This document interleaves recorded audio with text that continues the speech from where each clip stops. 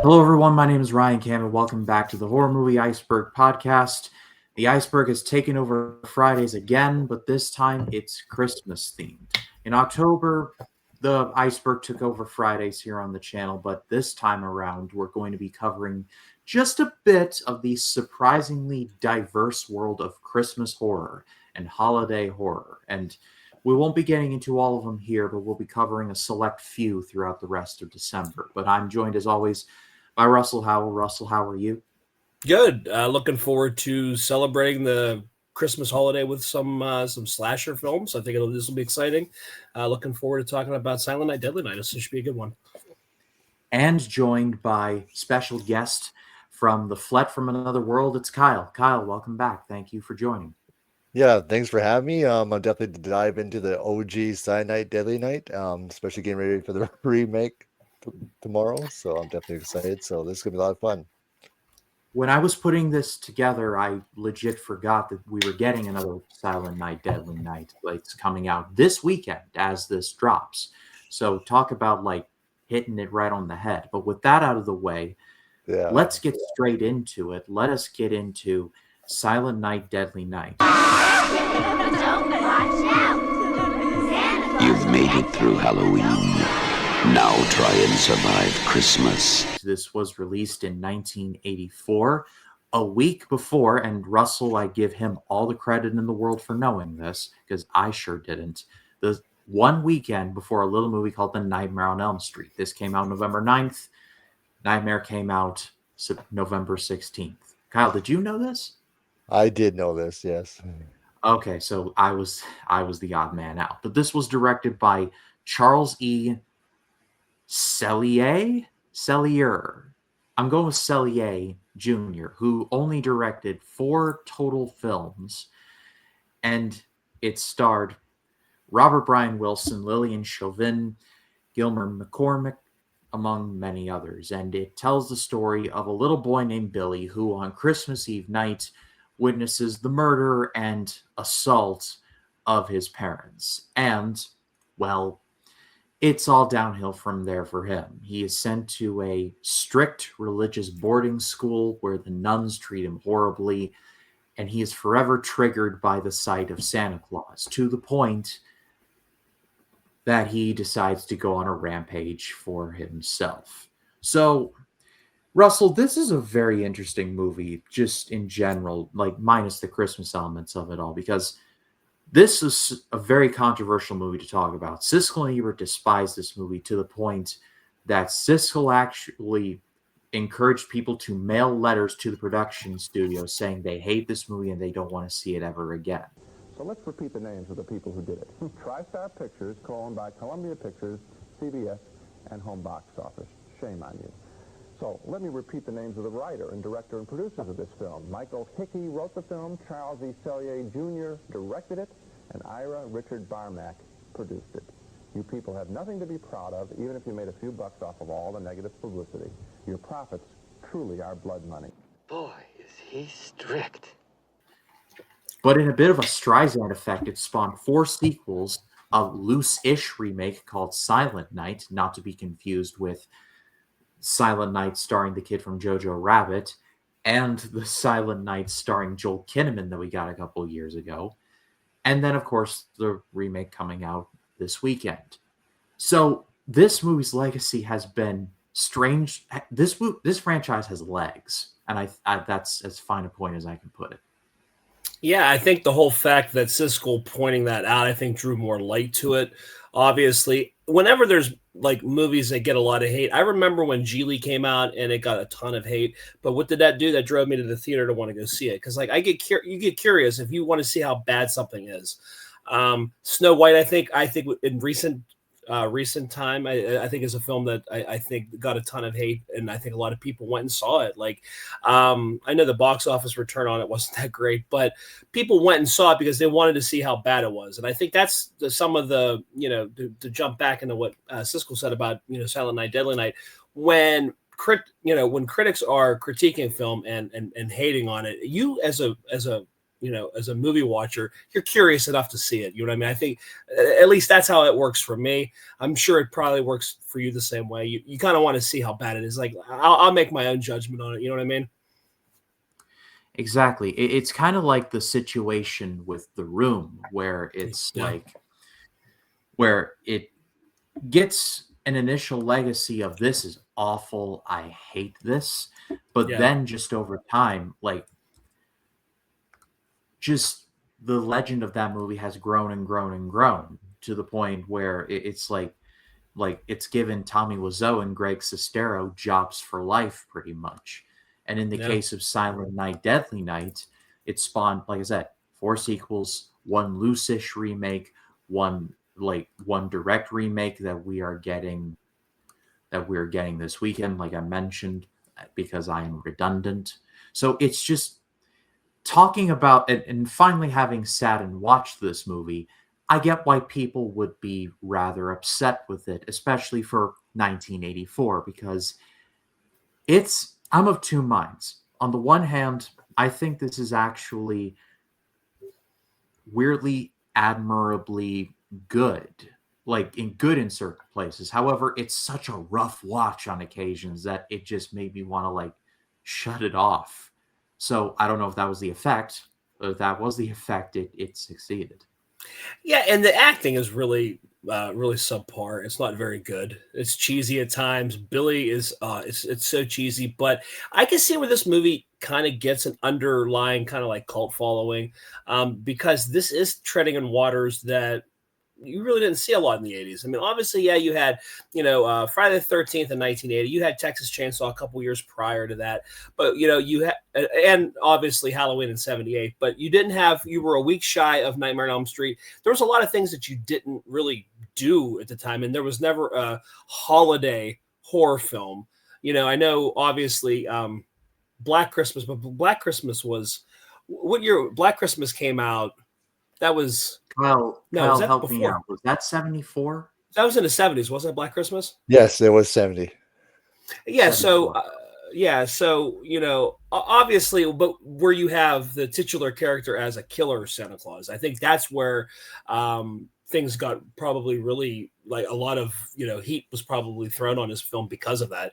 Obviously Bob Clark's Black Christmas, obviously a little bit different, but it was set during Christmas as a backdrop. This is set as a backdrop of Christmas with the titular character as a killer Santa Claus. I think that's a little bit different. Right. And I think that's where probably a lot of critics and just a lot of hate. I could see this movie in the 80s probably getting a ton of hate just because of the fact that it was like probably sacrilegious. I could see all the things being said about it at the time, I'm sure. Actually started the Killer Santa movies that we've gotten, for over the years.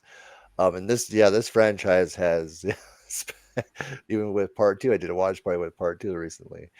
And the other sequels, that's the sequels after this, is totally different and went to crazy bonkers territory. But yeah, Silent Night, Deadly Night was so controversial when it was first released back in '84, especially not was everyone was expecting that killer Santa Claus and its subject matter, especially the opening. Yeah, and just for the sake of context, if any of you have ever even heard of Silent Night, Deadly Night in any capacity, it's probably attached with a certain scene that I'll just quote it. It's garbage day. That's the one. This is not the movie. This is not the movie we're covering this week. This is Silent. No. That's Silent Night, Deadly Night 2, which is just a wild movie. We'll get to that one year, but we're talking about the original one this time around. Naughty. That's yes, but the tone is set from the immediate when you see just the creepiest grandfather you have ever seen in your life. He's just sitting there, like in this nursing home, like Billy's just like, "Hi, Grandpa, Merry Christmas." Is like, "You know what happens to naughty children, right?" And I'm just like, I know the mid '80s was a bit out there, but like even for then, I'm just like, whoa, like that's a bit much. Yeah, definitely. Because remember, he's just visiting, and his grandpa never talks while their parents are in the room. And once they go to the other room, he talks to him in a matter, and he's the one that starts Billy not liking Santa Claus, and then it doesn't help what happens after. So that whole opening, when we finally get to when the Santa Claus robs the store and kills the store clerk, and then he robs them and kills them in the most brutal way, and there is nudity in this film. So very dark Russell, stuff. you and I were texting back and forth like when you were watching this, and you called him a buzzkill, and I thought that was funny. Oh, 100%. The grandpa's a total buzzkill. Oh. How do you tell your grandchild that Santa punishes people? I'm like, dude, come on. Yeah. And yeah, and like I said again, like we'll go on into this film, and like I said, the acting is obviously subpar. It is so cheesy. You feel like you're watching. It's almost like it's not. I can't even say a Hallmark movie because Hallmark movies aren't this dark. But the acting, I've seen better acting in porn movies. You know what I mean? It's one of those. It's one of those ones where Billy, okay, you're afraid of you have this stigma with Santa Claus. Why are you volunteering to dress up as Santa Claus then? Like, why are you working at a toy store when you know the holiday season's coming? Like, you know what I mean? To be fair, the Santa thing it almost felt kind of forced upon him, and he's still living at the boys' home, just in the basement. So Yeah. it's not like he had a ton of choice in the matter. I was kind of like, and please keep in mind that Billy Chapman is not someone to be admired. Like he turned into a huge monster by the end of this, and none of his actions are to be like replicated in any way whatsoever. But I weirdly was like, this kid can't catch a break. Well, like from watching the inciting incident up to then, no breaks whatsoever. Kyle, go ahead. It doesn't help either after what happened with his parents, that at the orphanage, Mother Superior, played by a phenomenal actress, by the way, but Mother Superior does not help at all. She doesn't even help him. She makes even matters worse, and the way she does things, her so-called beliefs, does not even help at all. And she even at one scene even forces him to sit on Santa Claus. But he must have one of the most strongest punch ever, because he sends that Santa Claus flying. Hadouken that poor Santa. Yeah, and he went flying backwards. It's hilarious. But the other nurse, the other nun that is obviously with Mother Superior, I think she's the one that's level-headed and really feels for Billy, very sympathetic towards him because of the trauma that he's suffered or he's had in his past. And you think she would be the voice of reasoning to where Mother Superior would have like the light on and would be like, oh yeah, that makes sense. But she is so blinded by her ignorance, and she's so detached from, I feel like, from kids in general. I don't think that she's not a very motherly figure at all. Obviously if somebody's had trauma and it's stemming from Christmas, Christmas is going to be a sensitive time in his life. Like, you think you would want to try to coddle that. And I think she does everything but that. And I think that's obviously what sets Billy character over the edge for sure. Yeah, especially in this scene when Billy sees that the two people getting it on, and she still whips them. Oh yeah. Like, first off, all right, yeah, shame on them for even allowing like co-ed things to even happen, or like any of that stuff to even take place on the watch, because you just assume, like, especially like a boarding school, like and like a religious boarding school, they would even have it more like fine-tuned and under careful eye. But that was crazy too. And then Billy's like watching through like a little peephole, and then he gets like the brunt end of it. It's like, dude, he wasn't the one doing it. No, he just saw it. It's not punish him too. Like, it's so weird. Like, this movie treats religion like a Stephen King movie. Like, even King, I think, would have been like, that's a bit much. For example, there's a scene. Billy gets strapped to a bed, and not like he gets tied to a bed, and there's several, like a scene for like a minute and a half where he's like, "Mother's Nathan, get me out of here!" I'm just like, I hate this. I hate this so like that's much. gonna help the situation he was in at that point. Yeah, seriously. Like, you're forcing him because he got out of bed, so you're gonna restrain him. It's like, dude, like, if they, like the state found out that they were doing these practices or whatever like that, they'd be shutting this boarding school down. Oh yeah. But again, it didn't really fuel what I should say is it only fueled the fire to really make Billy such an evil character because of the fact he has so much repression and he just absolutely just goes to town on it. For sure. And this movie's made up of two halves, pretty much. It's the lead up to the Killer Santa, and then the Killer Santa. Yeah. And in the lead up, you get all like the murder and the assault and the dark stuff, and then like Billy seems to finally get something. He's working at the store. He's liking this one girl, minus the one dude who keeps bullying him. But I mean that dude is. It is what it is, but it seems like he's finally making it out. And then he's forced to play Santa, and then it's just all downhill from there. Like, as soon as he's like, punish, and like, well, that's a game over. That's a game over, right? And then especially when he sees his other employee, trying to hit on this woman and trying to, get it on with him. He's saying no to her, and then he comes in. And it's such an awkward. First off, it's such an awkward Christmas party. Can we just throw that out there? It is awkward Christmas party. It's one of the most awkward. Dude, like the guy's like shutting down. He's like, time to get fucked up or whatever. And he's like starts pouring booze. He starts pouring Christmas party. He starts pouring drinks into Solo cups. I'm like, what the hell is like this? I've never been to any of these types of parties, man. Like, what are you doing? Why are you partying at there? Go somewhere else. Go to a bar or something to drink. I'm at work long enough. I don't want to drink and work, man. No, I've seen a lot of Christmas parties. Not that Christmas parties ever do it that way, but that was the most awkward Christmas party. I'm like, what the heck is this? Yeah, and I don't want to have a Christmas party where I work. Can't you go to a bar or something like that? Like, there's a restaurant open late or something like that you guys could go to? Come on. Yeah. And it was just so weird. Like, and then they have all this time to just kind of roam off on their own and nobody sees them go back to the employee only place. Come on. You guys are crazy. And for like being the peripheral vision is just non-existent. And for being a skinny kid, for some reason he could lift the guy up with the tensile and still lift him.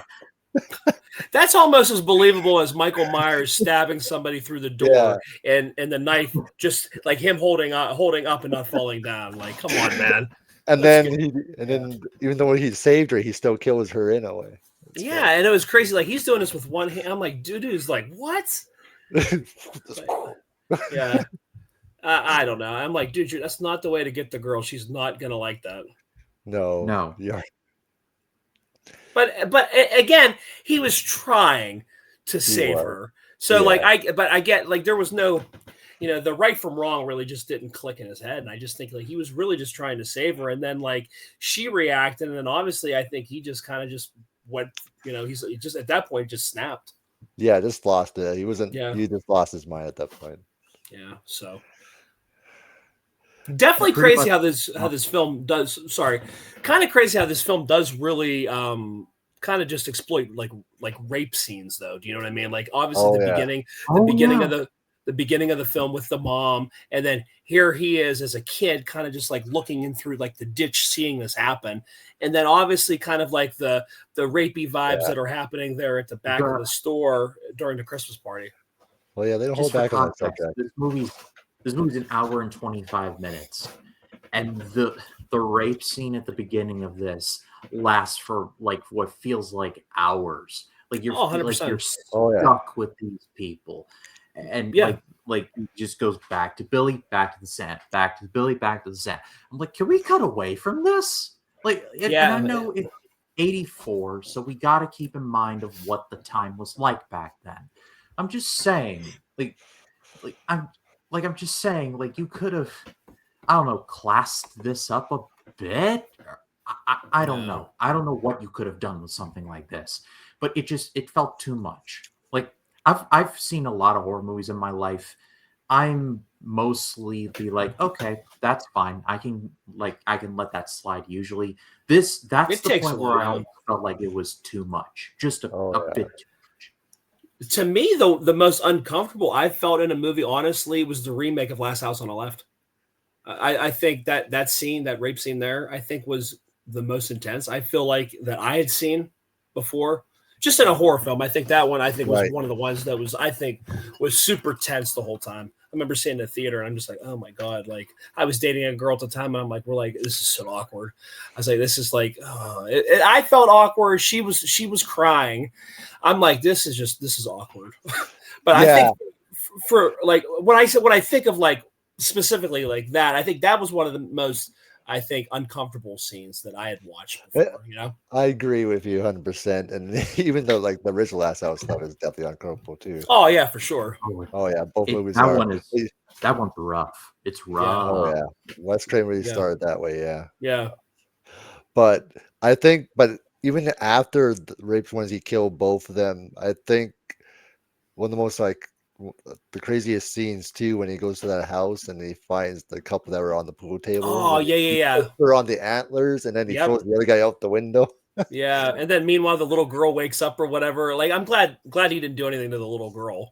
But, no, thank goodness. I was hoping. I'm like, let's not go there. And then he hands her or whatever wrench or toy, whatever he was holding. Yeah, but hoists the girl up on the antlers, and the antlers go through her body. So she's again just hanging up there, and like the weight of that wouldn't bring that dead the deer head down.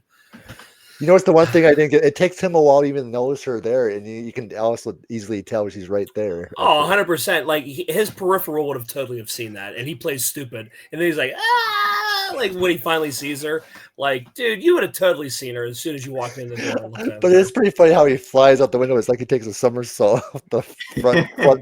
That's true. And all that glass just stays in him perfectly like that. Like, come on. Yeah. Yeah, the glass falls. But there's still glass like perfectly cut in him. I think when they show him outside, there's like shards of glass like still in him. Like I think that would have broken because he's flying out of the window and he would have come down on it and crunched it. It wouldn't have like still been sticking in him, And I think my favorite kill though is the sled kill, because it's just he's coming down, he just comes charging, and he slowly, and then you see the head roll down. Yeah. And then did you notice too, when you watched the film, obviously we were talking about this when we were texting back and forth, where it got like grainy, like it almost looked like, did you ever remember the movie Sinister with the handheld? Like it almost got, there was parts of the Silent Night, Deadly Night where it got like that. And I read up on it. It was because of the fact that they had to make some edits in order to kind of like show it, I guess. And those were like some of the scenes where you see it like that, if they're trying to edit, I guess they're trying to edit it, but it looks really, really bad. Like when they're doing that stuff. Do you know what I mean? Oh yeah. That was very grainy at that, especially at that scene right at that. Jeez. It's all the questionable scenes like that. Yeah. Cause you see him with the axe and he swings and you see the head rolling down the hill. It's fantastic. That's probably, obviously it has to be the best kill. Yeah. I think it's iconic. And I think, and it looks like the remake pays homage to it at some point. The trailer was showing anyway. Yeah. I mean, if you're gonna do it, you got to do that one. Yeah. And just for the sake of talking about the negative, I did a little bit of research just now. The 2017 release of Scream Factory, of the release of the Blu-ray, there restores the original negative because several scenes were cut due to content. Like I'm just thumbing through this now, and there was a whole big thing. Like TriStar pulled all the advertisements like weeks beforehand. There were large protests. Like this movie just had gangrene. Like no one wanted to touch this thing, but somehow, some way, it made $2.5 million on a $750,000 budget, and it spawned all of those sequels. So Streisand effect, if you will. Yeah, I think it's just it was so controversial that someone's dressed as a Santa Claus killing people. I think that's what really bothered everybody. Yeah, and I can only imagine same thing with The Exorcist. I can only imagine the bite back on that too. Again, like religious, a religious theme type film, obviously set like within the 10 years in the 70s. But still, another one where I could see tons of controversial, like, Especially protesting. Especially the scenes that went on in that movie involving a 12-year-old girl too. Yeah, 100%. And the fact, again, another movie that was like very controversial and still spawned X amount of sequels, and we're still getting them. Even though the second one wasn't needed. Yeah, it was better. But you're looking at like 50 years later, the franchise is still a Yeah. franchise. So I mean, so even Mike Nichols didn't want to direct it, but William Friedkin took it on. So. Yeah. So I mean, it is what it is, but it's just one of those things where I feel like, anything that you can, like, you get controversy with a film, I think that really does it. I think any word of mouth is good word of mouth, really, because because you're going to want to see it, whether or not it's great. You want to see it, and then, well, this movie is awful. Well, let's see how awful it is. Let's go check it out. You know what I mean? I think even more controversy would cause more people to go watch it. Like, okay, 100%. We got to see what caused the ruckus. Yeah, for sure. Because I am the type of person where, I mean, obviously we're all cinephiles, and it's one of those things where it's like, obviously, if a movie has gotten that much traction, you want to see what's going on. Like, you want to make you want to make your own, opinions about it. So you kind of want to check it out. And I think, and I can obviously see in the 80s where this one would have been that type of film, like, let's hurry up and go check this one out. I want to see what everyone's talking about, Especially at that point, no one saw something like that before. No. And again, and it's released a month before Christmas. I mean, it's perfect I'm sure it did perfect marketing for that, and it's just the placement time of the movie coming out. I think that's what happened with Terrifier 3, because the people was getting out that supposedly people were getting sick. Oh, okay, we got to see why people are getting sick. Let's go watch it. Yeah, and they treated that one as obviously the Christmas-esque, because I think we had a Santa cap on the poster or whatever. Oh yeah. Mm-hmm. There's no mistaking the Christmas credentials of that one. But I think to kind of round things off for this discussion, as far as a rating goes, I don't know how to rate this, because I weirdly kind of appreciate it for going that hard, but at the same time, it's cheesy. I just don't like parts of it. Like, just, just for this.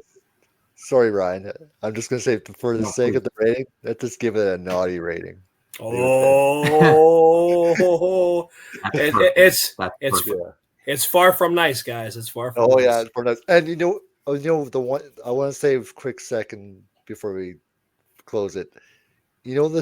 Towards the end, though, when he does get to school before he gets shot. Yeah. I wish he just walked through the window instead of just letting the kid open it. Because they already were doing Michael Myers stuff anyway.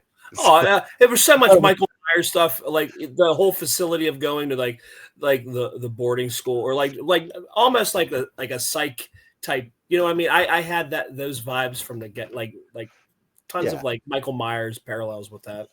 Yeah, instead of just letting a kid let him in, it would have been cool just him just badass through the window. Yeah. That's all. Yes, couldn't agree more. But I passed off to all of you. What did you think of the original Silent Night, Deathly Night? What did you think of the remake, if you do in fact see it? Let us know in the comments. We'd love to read what you have to say. Russell, it's a privilege to do this show with you every Friday. Tell the people where they can find you. Yeah, you guys can find me at Notorious by Chance on Facebook. That's the Facebook group. Put the polls up. We still got to do Schindler's List for our 200th episode, but then at the beginning of the year, Chance and I, we got to talking, and with obviously the new Avengers movie coming out, we are going to do Iron Man to Endgame the whole calendar year of 2026. There's like 20 like enough to where it'll be 2 Marvel movies a month, and then we'll open up polls like we normally do. We'll do polls, like, so you get a couple, MCU films, and then you get a couple films like just whatever. And it's a big thing for us because we have never touched those. We've always never put those on our polls because we always kind of want to like showcase movies that, like, where we put polls up, we're like, okay, if we put a poll up, like, this is going to be the obvious winner. So we kind of try to shy away from like those big type of films like that. So the MCU, we always kind of like put to the back burner because we said, I think they would just win. So now we're going to showcase that. So we're going to go from, like I said, from Iron Man to Avengers Endgame. I think that should be pretty exciting in 2026. So we're looking forward to that too. So you guys check us out there, TikTok at NBC Podcast, and on X NBC Podcast. Yep, all the links down below. Kyle, what do you have coming up? You can, like I said, you can find me on the Flett from Another World. I just dropped my own Cyanide Deadly Night because my friend M wanted me to do it for Is It Good, Is It Bad episode, so that I just dropped that as well. I do got 3 huge interviews coming up. That's going to be after Christmas, so I'm looking forward to that. And then me and Lauren on Tuesday will be doing a Krampus watch party, so that's going to be a lot of fun. And then I do got another video dropping this Saturday. It's the OG Black Christmas for a spoiled or non-spoiled episode. So I'm looking for that. It's a lot of content going in December, and I'm almost at 1,000 subscribers. I'm at 981. So, and I Nice. appreciate you, and I appreciate you and Ryan and Cam for having me on. So, Yep, all the links for Kyle down below as well. As far as this channel goes, Russell and I will be pressing on. Russell, not Cam. What did I say, Cam? For Russell. Oh, good. You're good. Sorry, I got his name with yours mixed with his. Sorry. Our names both start with R. It's fine. All good. We'll be continuing on with the Iceberg. We'll be continuing on by taking a look at a little gem called Krampus, but that'll be for next time. But for Kyle, for Russell, my name is Ryan Cam. We will see you all in the next one. Y'all take care.